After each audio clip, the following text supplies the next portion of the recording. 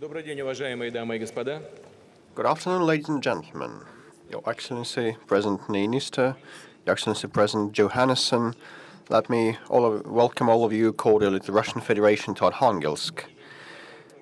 For the second time, the capital of Russian North has been hosting Arctic the Territory of Dialogue event, and it's quite symbolic, because Arkhangelsk has historic ties with token developments and names that discovered the high latitudes and their pathways to the world. One of the Arctic Jubilees is marked this year. I'm referring to the 85th Jubilee since the famous expedition by Otto Schmidt that for the first time covered distance from Arkhangelsk to the Pacific Ocean in one navigation slot and laid foundation for regular maritime navigation along the coast of Siberia, which is the legendary Northern Sea route.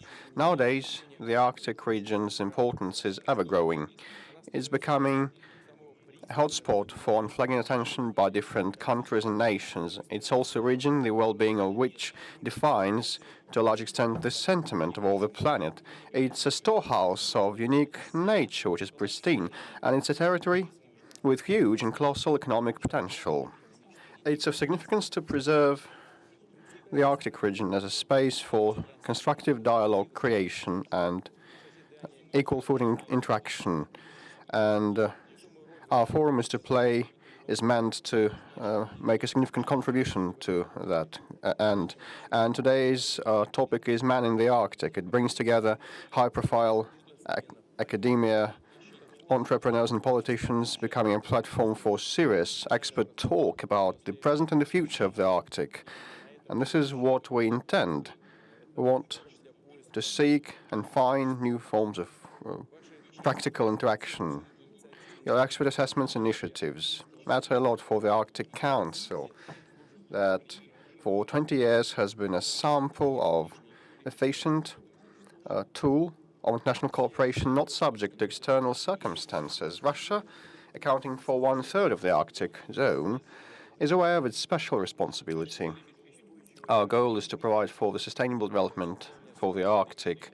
That includes modern infrastructures, tapping of resources, industrial development, raising the living standards of indigenous peoples of the North, and preserving their singular and distinctive cultures and traditions, relishing and treating them with care, I mean the government.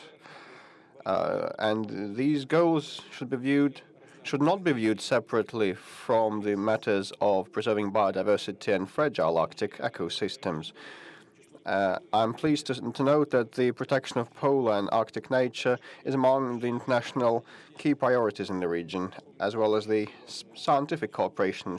Here we should recall another important anniversary, 80 years since the kickoff of the floating Soviet station North Pole.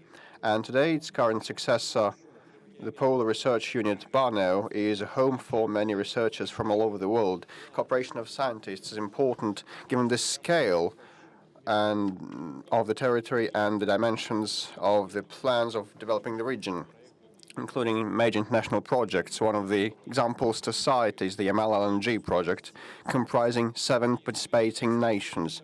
The Russian Federation believes that the Arctic region is not fraught with conflict potential. International rules and norms clearly prescribe and spell out the rights of coastal and other nations, and they are a solid foundation for joint work to resolve all sorts of issues, including such sensitive ones as demarcation of continental shelf continental shelf zones and limitation thereof in the Arctic Ocean, and the prevention of unregulated fishing in the central part that borders on the exceptional economic areas of the United States, Canada, Denmark, Norway, and the Russian Federation.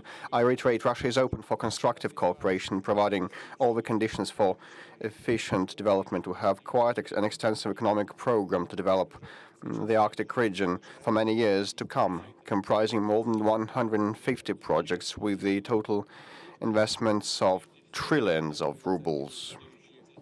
Most importantly, we'll support initiatives that have the multiplicative effect for the Arctic region and our country in particular, including the PSP and pivotal development zone areas, which are regarded by us not as territories, but as a list of interrelated, mutually complementary projects that want governmental support mechanisms.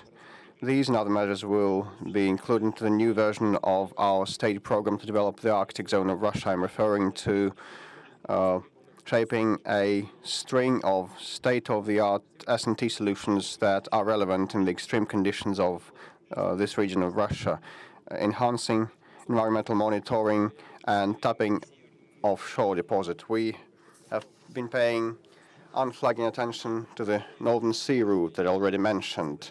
Changed ice patterns and the advent of new icebreakers and vessels turn it into an all-year-round road, which comes in near future. It's quite efficient and reliable road with huge potential to unlock for both domestic and global economy.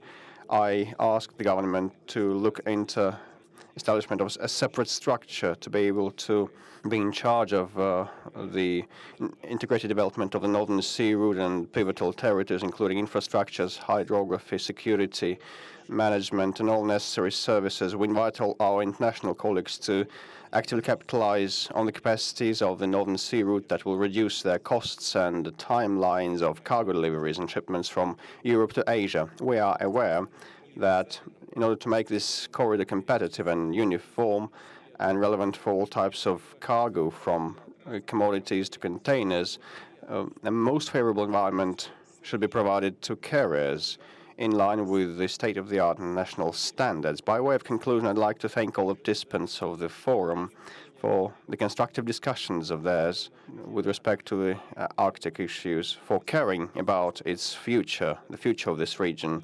And special gratitude to my colleagues and counterparts, presidents of Finland and Iceland, that have been able to find time to attend this event in person. Such broad and high-profile international representation is a good sign and token of political will of Arctic and other nations to maintain the Arctic as a space of peace, stability, and mutually beneficial cooperation. I thank you for your attention, ladies and gentlemen.